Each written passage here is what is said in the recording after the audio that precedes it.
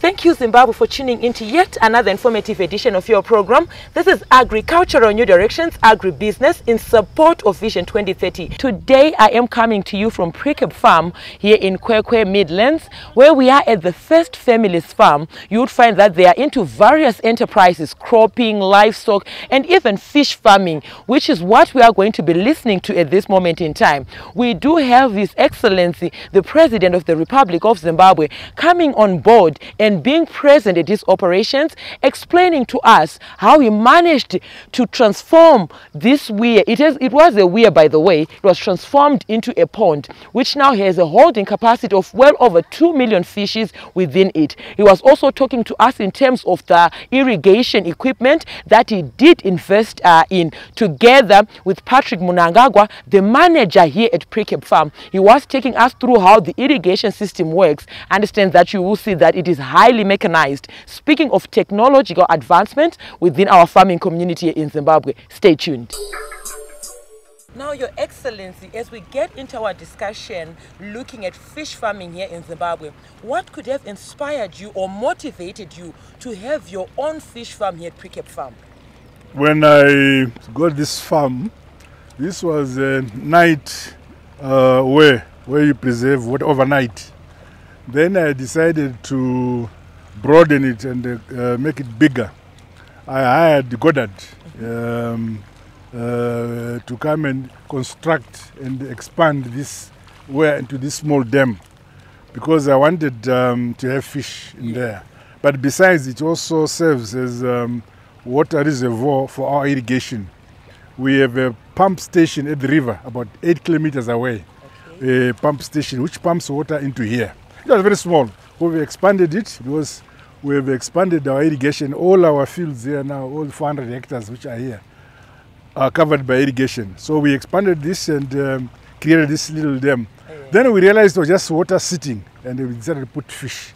So today, at the weekends when I come here and enjoy myself by throwing the fish food. And you can see, they jump to greet me. You can see the fish jumping up, left, right, and center. And if I want fish, they cook food first. Then I send my young chap, where is he? This one, yeah. He just comes here and within 25 minutes he's back with a bowl of fish. Will be waiting already. And then you see, I then realize I'm a farmer. Yes. Thank you so much, Your Excellency, for taking your time to come onto our platform and talk about issues surrounding fish farming here in Zimbabwe. Yes, thank you very much. Thank you very much. Now, Your Excellency, I do understand and I can see for myself that this is a robust investment. You took your time to set or have this set up that ensures throughout the year you do have irrigation. You are sustaining your cropping ventures. Can you maybe just take us through a brief background of the setup that we are standing in today? Yeah, we have irrigation on our fields. So I thought there must be the best technology to manage our irrigation. Yes. So I sent my young brother to Africa to move around all South African farms and choose the most modern technology in irrigation. Yes. And he chose this system. Now with this system, you have that pump which is in blue. Yes. That's the commander. All these pumps which are here, he can use his cell phone at home, even when he's in Harare, to give instructions to this commander, the blue one, to the blue pump, to begin irrigating, and it will respond and begin irrigating. Now on itself, when it finds that the irrigation is heavier than it can do, it will also command the second one to come on board. And it goes on until perhaps it might command all of them to assist in the irrigation, depending on the size of irrigation which he has given instructions on his phone. And all this technology we got from South Africa. And we said we need the best type of irrigation system available. That's how we got this technology here. Over to you, Patrick. Just to add on what His Excellency was telling us, that this is how it works. It is user-friendly. You just command it for wherever you are. It doesn't mean that if you go to Harare, your crops have to be stuffed of water. Take us through just a synopsis, adding on to what he was telling us. Okay, yeah. Initially, we had old system, which gave us headaches in terms of Breakdowns. Pipe-based, even pump breakdowns. So it was affecting our planning. Yes. Then when he sent me to South Africa, I moved around in various farms. Then I chose this one. Okay. Like the boss said, we now use cell phone or my laptop to switch on the system. Okay. So if we switch on our center pivot, if I send a signal to center pivots, then the pivots communicate with this pump. Then this pump commands all these other pumps. And besides commanding these ones, it also commands the main pumps, which are At the river. at the river, 8 kilometers away.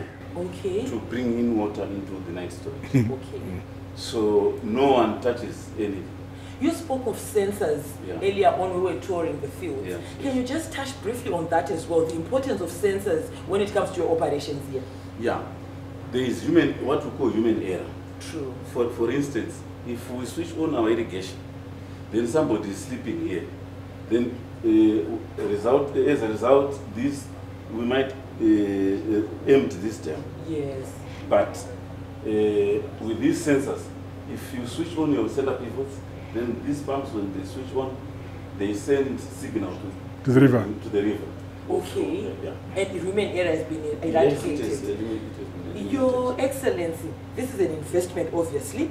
To our Zimbabwean farmers who are watching, who are aspiring to be farmers, talk to the audience that is watching in terms of importance of investing in irrigation. I can assure you that we have more than doubled or tripled our yields as a result of applying the latest technology in agriculture. I would want to say it may be expensive, Yes. yet at the end is the cheapest, because then after having a loan from a bank, well, you have to make a project. You go to professionals who can make a project for you of what you want. Then you present to the bank. They will support that project because they can see it's very professional. But once you have paid it in 2 or 3 seasons, you pay over the loan. Thereafter, you just sit at home using your phone to irrigate your fields. You are now reaping off the profit. Yes. That's where we must go. Yeah. Finally, as we close, Patrick, His Excellency here was very clear that he did send you to South Africa to study other farms, to acquire knowledge. Yeah. Let us talk about the knowledge gap within our agricultural industry, or what farmers should do with either their children, their brothers that they are maybe living with on farms, in terms of knowledge acquisition. You acquired knowledge, you understand this entire system, you just explained it within 5 minutes. All of us now understand what it takes.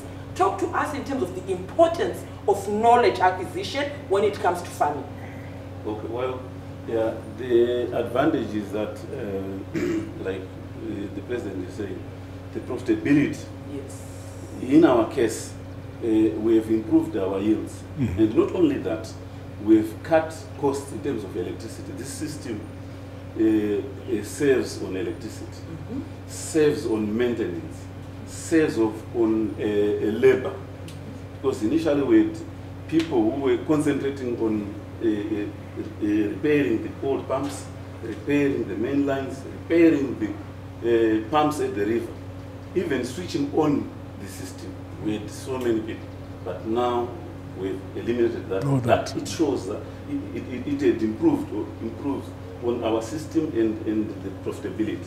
Yes. So I will encourage everybody to maybe start by moving around, identifying systems which are of the latest technology, then that will help them. That's Thank you so much, Your Excellency. If I may also add something. Okay. If you don't use this technology, you might find that per hectare, your yield may be 5 tons or possibly 6 tons using the general agricultural knowledge which many people have.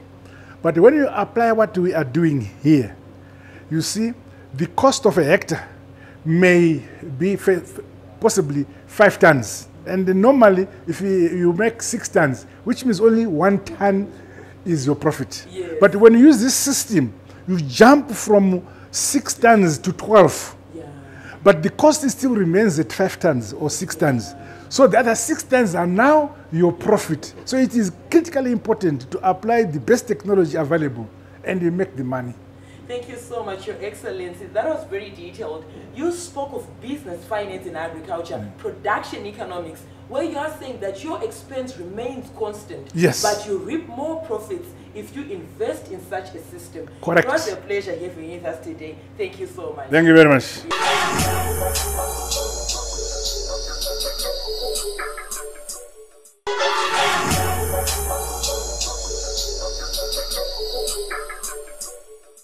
Thank you, Zimbabwe, for tuning into yet another informative edition of your program. This is Agricultural New Directions, Agribusiness in support of Vision 2030. And today we are coming to you from Pricabe Farm here in Midlands, where the first family is undertaking various agricultural ventures on their farm. Now, viewers, we encourage you to be a part of these conversations. Feel free to get in touch with the producer, Wadzanai Manyore, so 0772-807-506.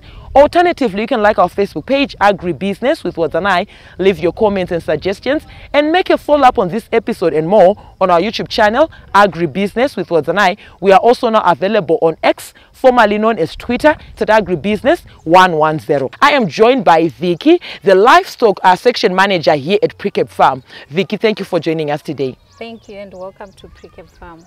Vicky, we are standing in front of your fish farming enterprise here at Pricabe Farm.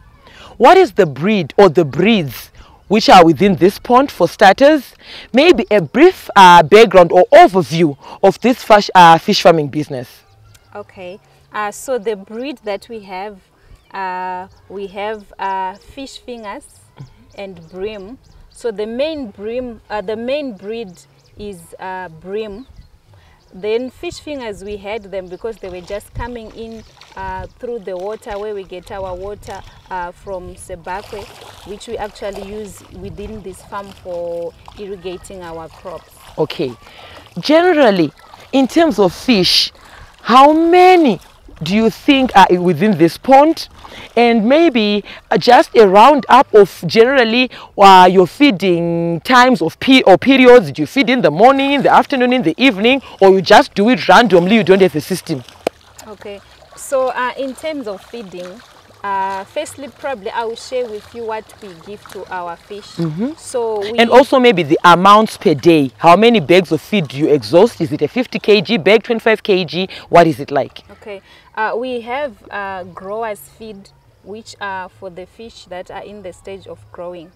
Then we also have the ones with the smaller size, the starter, for the small fish. So someone would ask, how does one end of the fish be able to know that I'm supposed to eat on the growers or on the starter? So the starter ones are small. So naturally the small fish are the ones that will feed on the smaller sized one. Yes, and that's how we get them to grow. And also we supplement. Yes, we also give them breadcrumbs. Yes, so we just throw in our breadcrumbs in there and we just leave it like that. Within a few minutes, they would have eaten that. And also even our sadza, you see the leftovers. Oh, they enjoy that. Yes, so you just throw it inside the dam and it goes under the water. Then from there, they start feeding. Your pond is right next to the compound. It is an open pond with birds flying over looking for food. In terms of predators or other issues surrounding maybe diseases or pest infestations, what is it like in this venture for you? Okay, so as you can see, if you look around, we have a fence, barbed wire around the dam, around our fish pond. And then we also even have gates with locks. And you always have a security person. No one really gets inside. And comes with a fishing rod. So the reason why we do that is also so that we don't have any contamination into the dam. Because if you contaminate, then it infuses within the water, then it becomes a total disaster. And then in terms of predators, we are very fortunate. We rarely have anywhere we would say, maybe if it comes any other time when no one is looking, but it's something that we do not worry about. Okay, I also want us to talk about issues surrounding general management of this fish. What are your day-to-day activities? So firstly, you look at the water content, how full it is, right? Like I said, the water will be coming in from Zimbabwe Dam. So whoever will be assigned to monitor, they have to make sure the water is in within the limit. Yes. Then secondly, in the morning, it's feeding them. So how we feed them, as we have done the demonstration earlier on, it's simply taking the pellets and throw into the water. Okay. So they float on top. So they have a certain scent. That's when the fish smell that, they definitely pop up. They know it's food. Yes, to eat the food. Except the sadza, which I explained that it goes under. Okay. Yes, so they have to eat from underground. Okay. So basically these are the day-to-day monitoring we do. And also when the appointed person is in here, they also have to check if there is not any floating on top. Or meaning they could have died. Yes, they could have died. Maybe there's something or an infection. So we monitor that all the time. Now, Vicky, you highlighted that in this pond, there could be two breeds. How are they coexisting in one pond, for starters? And secondly, generally the carrying capacity or the fish population with this tank, within this pond, what is it like? Oh, okay. So like I mentioned, we have two breeds. The bream, which is our main fish type, and then we have the silverfish. So they just coexist. We don't have any problems. But the only problem, slight problem we have is the fish fingers. Yes, sometimes they eat the smaller breams. Oh, okay. Yes, though we really can't quantify the exact figure, but yeah, we have that small challenge here and there. And also, maybe to explain, the fish finger, it came from the dam where we get our water, which we feed into this dam. Oh, so it's sort of like an invasion. Yes. You didn't have a plan for it. Exactly. Oh, okay. Yes. Thank you so much, Vicky, for such a detailed presentation.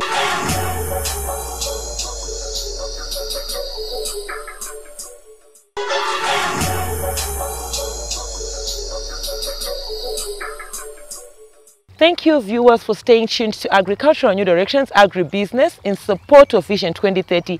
Today we are here at Pricabe Farm, where the first family is undertaking its agricultural activities. You would find that they are leading from the front. Per plate, we need everything: my carbohydrates, my proteins. And fish farming is one effective source of protein when it comes to our diet as Zimbabweans. Now, Vicky, we are here in the third and final segment. Welcome back. Thank you, Adza. Yes, as we get into our discussion of concluding this episode, earlier on we had the HE enlightening us on how he started this venture. Vicky, technically there are issues surrounding overfeeding of fish or underfeeding of fish. What happens? We understand that economics, we do have the law of diminishing returns. You overfeed, there is an outcome. You underfeed, there is an effect to that. Can you talk to us in terms of those implications of doing either of the two? Okay. Definitely, if you underfeed, it means you are starving them. And in terms of production, it means it's limited. Therefore, the numbers that we get for the newborns means they'll also be less. So your business will not be viable. So it's always advised to be feed within the usual range, which is required. But like maybe if I explain, sometimes you might not know the exact quantity of the fish within the dam, but you can roughly estimate. Okay. Yes. So when you are feeding, now it depends with the seasons. Like just during this raining season, we have a lot of newborns that will be coming out. So that's why you also need more of a starter meal pellets for the newborns. Okay, now Vicky, I want you, before we go on to the next question or include it in your next response, the carrying capacity, the number of fish within this pond, for starters, and secondly, which time of the year would you say is most effective? You get more fish, you get more production, it is productive. Okay, in terms of numbers, we are approximately around slightly above 2 million. Yes. but we really can't count the exact numbers. But like I said, we harvest once a year, and the size is from 500 grams to 2 kgs. Speaking of harvesting, which are the techniques that you use? Munoya ne mamburere, munoya ne chirauro ere, ma harvesta kwacho, mune ma sizes era munodzosa mchita aka kadiki ngatidzose kambokure, zvakamira sei? Okay, we actually hire professionals for harvesting our fish, where they use those boats, small boats, where they'll be circulating inside, and they'll be having nets where they harvest the fish. Like I explained, that the sizes that we prefer is from 500 grams up to 2 kgs. Okay. Anything less than 500 grams, we put it back inside for production. Okay. Tomboti paita vaenzi or His Excellency and his family varukunzwa kuda brim for supper. How do you come in muchitora fishum? Munosambisa se muna anotoya oskwera nechirauro ere? What do you do for your own consumption? So like it's going to the market. We are talking of food security and ensuring that on your plate we have a balanced diet. Saka dzimwe nguva you want your source of protein to be white meat, which is fish. Munosambisa se ndiwa ako viki nasurunzwa kuda hove. Panofambiswa se pasiri mass harvesting. Oh, okay. Our system is very controlled. We have 2 young men that His Excellency Dr. Idi Mnangagwa introduced.